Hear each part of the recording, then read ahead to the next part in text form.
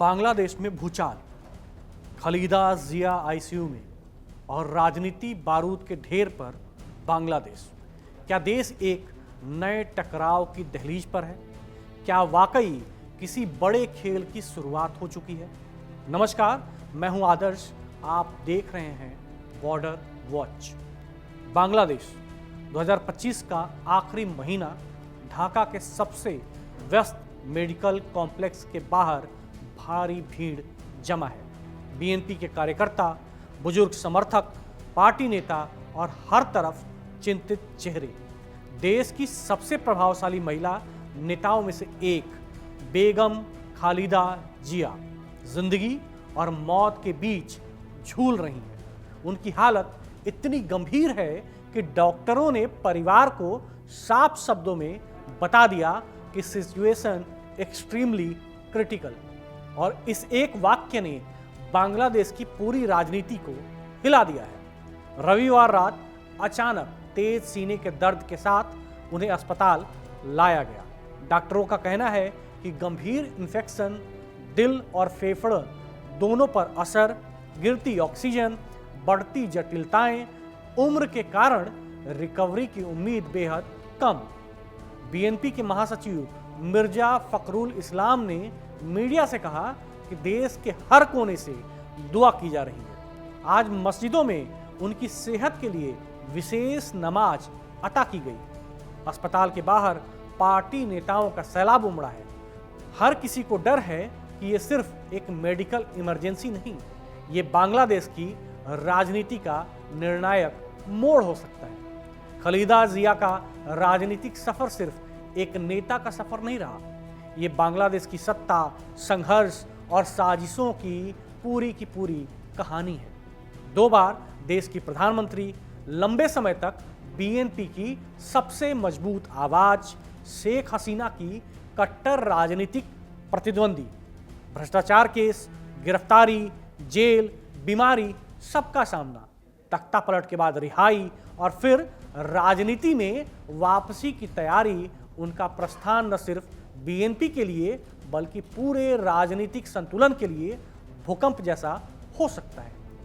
यही कारण है कि ये बीमारी केवल एक मेडिकल स्टोरी नहीं, एक राजनीतिक थ्रिलर बन चुकी है। सोशल मीडिया में उठ रहे सवाल, ढाका की गलियों से लेकर इंटरनेट तक चर्चा का एक ही सवाल, क्या ये सब महज बीमारी है या किसी बड़े खेल का हिस्सा?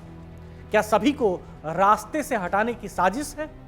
लोग खुले में नहीं लेकिन दबी जुबान में कह रहे हैं कि क्या शेख हसीना की सबसे बड़ी दुश्मन को हमेशा के लिए खत्म करने की कोशिश हो रही है? क्या चुनाव से पहले विपक्ष को कमजोर करने की रणनीति चल रही है? क्या यही वजह थी कि खालिदा जिया की मेडिकल फाइल हमेशा विवादों में रही? सवाल उछाले जा रहे हैं, क्या सभी को ठिकाने लगाने की साजिश चल रही है? यह आरोप नहीं बल्कि जनता के मन में उठती आशंकाएं हैं। लेकिन इन आशंकाओं ने राजनीतिक तापमान आसमान पर पहुंचा दिया है। देश के किंग मेकर मोहम्मद यूनुस भी चिंतित हैं। बांग्लादेश के चीफ एडवाइजर मोहम्मद यूनुस ने कहा कि बेगम जिया देश की प्रेरणा है, उनके इलाज में किसी तरह की कमी नहीं होनी चाहिए।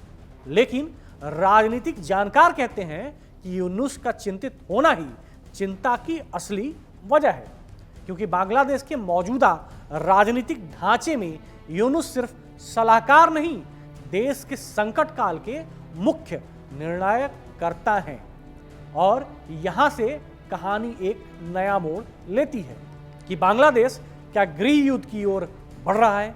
यह वाक्य सुनकर लगता है जैसे अतिशयोक्ति हो, लेकिन ये कोई मीडिया की सनसनी नहीं, ये बात खुद ढाका विश्वविद्यालय के कई छात्र, नेताओं, राजनीतिक जानकारों और कुछ विदेशी थिंक टैंक की रिपोर्ट में बताई जा रही है कि देश एक सॉफ्ट सिविल वॉर जैसी स्थिति की तरफ बढ़ रहा है। ऐसा क्यों हो रहा है? तो बता दें, पहली वजह है अवामी लीग की सरकार 2024 में गिर चुकी है। छात्र नेतृत्व वाले हिंसक प्रदर्शनों ने शेख हसीना की सरकार को हटने पर मजबूर किया। देश में अराजकता फैली।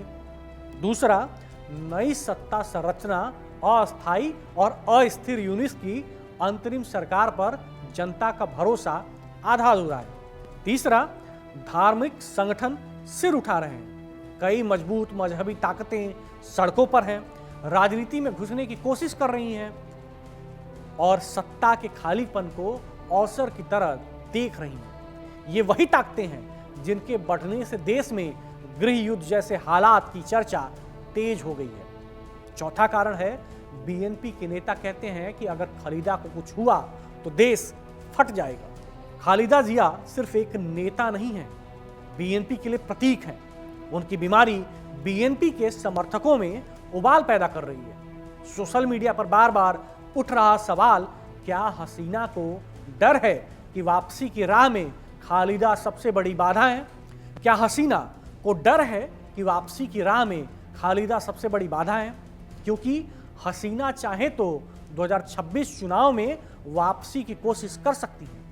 खालिदा जिया की मौजूदगी उनकी राह रोक सकती है।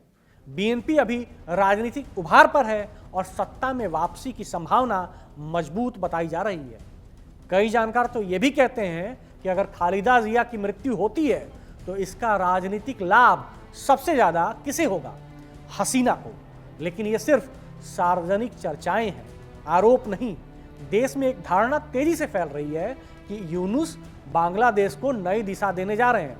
कुछ कहते हैं कि वो पुराने राजनीतिक ढांचों को खत्म कर देंगे, अवामी लीग और बीएनपी दोनों को कमजोर करेंगे, नई राजनीतिक व्यवस्था लाने की कोशिश करेंगे और मजहबी संगठनों को बढ़ने का मौका नहीं देंगे। कुछ लोग उनसे उम्मीद रखते हैं और कुछ डरते हैं कि यूनुस सब तबाह कर देंगे, यानी मौजूदा राजनीति को पूरी तरह उलट पुलट कर देंगे। ये डर सही है या गलत, ये आने वाला समय बताएगा। लेकिन इतना तय है कि यूनुस की हर चाल बांग्लादेश की राजनीति को उलटने की क्षमता रखती है। जिया की बीमारी बीएनपी को भावनात्मक, रणनीतिक और मानसिक तीनों मोर्चों पर कमजोर कर सकती है। उनका बड़ा बेटा तारिक रहमान 2008 से लंदन में निर्वासन जैसी स्थिति में है। छोटा बेटा अरफात रहमान का 2025 में निधन, परिवार का सर्कल छोटा, स्वास्थ्य लगातार कमजोर। उनके आईसीयू में जाने से सिर्फ बीएनपी नहीं, पूरा देश बेचैन है। अगर सारे पॉइंट्स को जोड़ा जाए तो तस्वीर बेहद चिंताजनक दिखती है। सत्ता का खालीपन, कट्टर राजनीतिक प्रतिद्वंदिता, धार्मिक ताकतों का उभार, देशव्यापी आर्थिक संकट, चुनाव की उल्टी गिनती, विपक्षी नेता आईसीयू में, जनता में गुस्सा, अंतरिम सरकार पर शंका, ये सब मिलकर बांग्लादेश को ऐसे मोड़ पर ले आए हैं जहां एक चिंगारी और पूरा देश आग में बदल सकता है।